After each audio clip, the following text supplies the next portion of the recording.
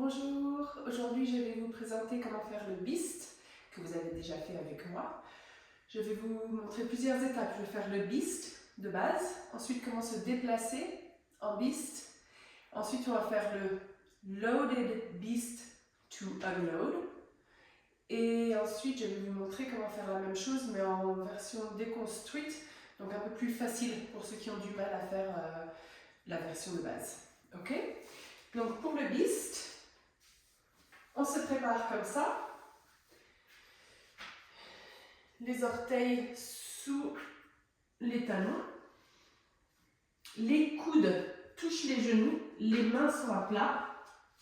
Là c'est la base, une fois qu'on a les genoux qui touchent les coudes, on se relève. Et là c'est la base de la posture du Beast.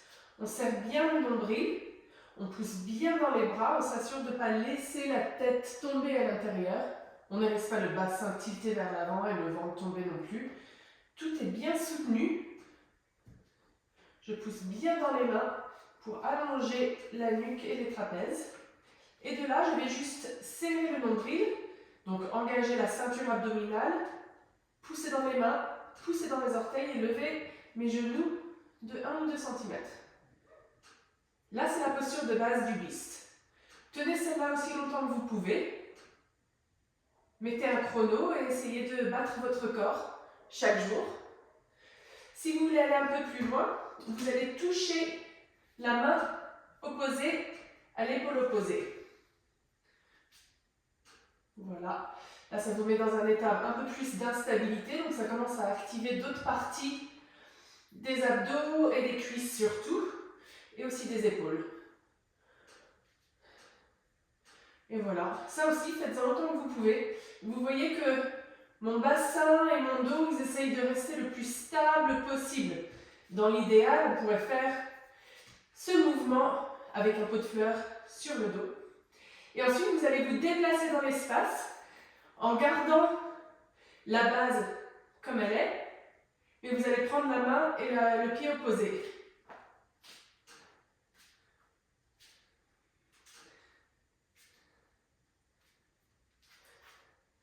La main et le pied opposé.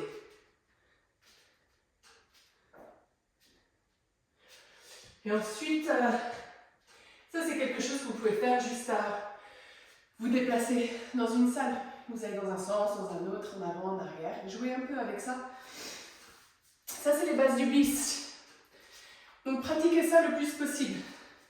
Quand vous sentez une bonne puissance dans ces appuis, ça vous donne une bonne base pour pouvoir évoluer par la suite. Et donc là, je vais vous montrer ensuite le Beast, le Loaded Beast to Unload. Loaded, c'est quand on se prépare à faire quelque chose. Unload, c'est quand on relâche.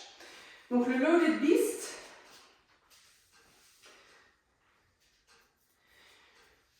il est ici. J'ai les talons levés. Je marche mes mains vers l'avant et je garde mes genoux près du sol. Là, je suis loaded. Je m'apprête à unload. Ok, donc observez bien la posture. Les genoux ne touchent pas le sol. Les talons sont levés. Et de là, pour unload, je vais commencer à tirer sur le sol pour emmener mes bras au-dessus de mes mains, mes épaules au-dessus de mes mains. Une fois que j'arrive là, je commence à rentrer le bassin.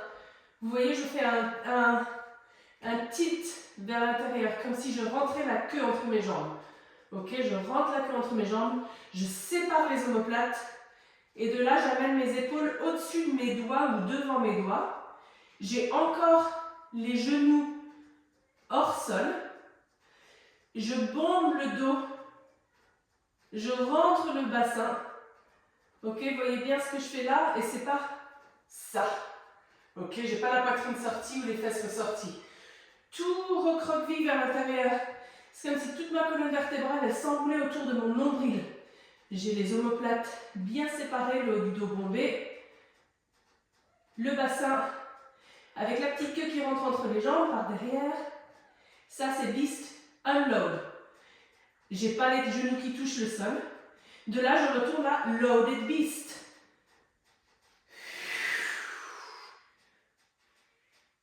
Et je peux répéter ce mouvement.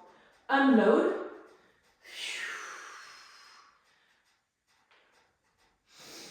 Et loaded beast. Et encore une fois, unload.